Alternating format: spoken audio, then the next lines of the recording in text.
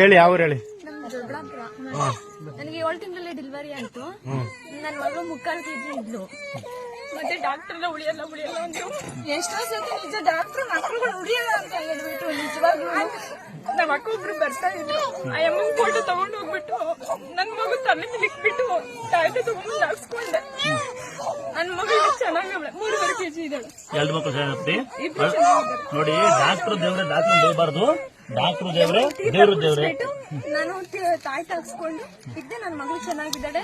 ಅದೊಂದು ವಾರಕ್ಕೆ ನಾನು 1 ತಿಂಗಳು ಹಾಸ್ಪಿಟಲ್ ಅಲ್ಲಿ ಇದ್ದೆ.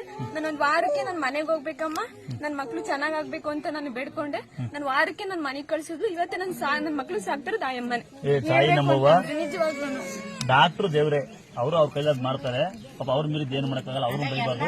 ಇವತ್ತು ಇಲ್ಲಿ ಡಾಕ್ಟರ್ ದೇವ್ರೆ ಡಾಕ್ಟರ್ ಬೈಬಾರ್ದು. ಯಾಕಂದ್ರೆ ಇವ್ರು ಏನಾಗಬೇಕವ ಅದ ಇನ್ನೊಂದ್ ಸೀರೆ ಕೊಡಪ್ಪ ಅಮ್ಮ ಮುಂದ. ಅಮ್ಮ ಅದ ಇನ್ನೊಂದ ಈ ತಾಳ ಇರ್ಲಿ ಚಲ ನಂದೊಂದ್ ಸೀರೆ ಮಗ ನಾನು ಒಂದೊಂದ್ ಸೀರೆ. ನೀನ್ ಈ ಸೀರೆ ಹುಡ್ಕ ತಂಗಿ. ಇನ್ನು ಈ ತಂಗಿ ಒಂದ್ ಸೀರೆ ಕೊಡ್ತೀನಿ. ನಿನ್ ಮದುವೆ ಆಗಿಲ್ಲ ಇನ್ನೂ ತಂಗಿ ಆಯ್ತು. ನಿಮ್ಗೊಂದ್ ಸೀರೆ ಕೊಡ್ತೀನಿ. ನೀನ್ ಮದುವೆ ಆಗು ಮದುವೆ ಕರಿ ಅಣ್ಣನ್ನ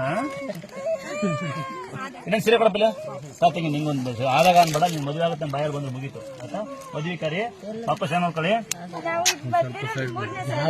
ದೇವ್ರು ನಿಮ್ಗೆ ಆಯಸ್ಸಾರ ಕೊಡ್ಲಿ, ಮಕ್ಕಳಿಗೇನು ಆರೋಗ್ಯ ಕೊಡ್ಲಿ ಅಂತ ನಾನು ದೇವ್ರ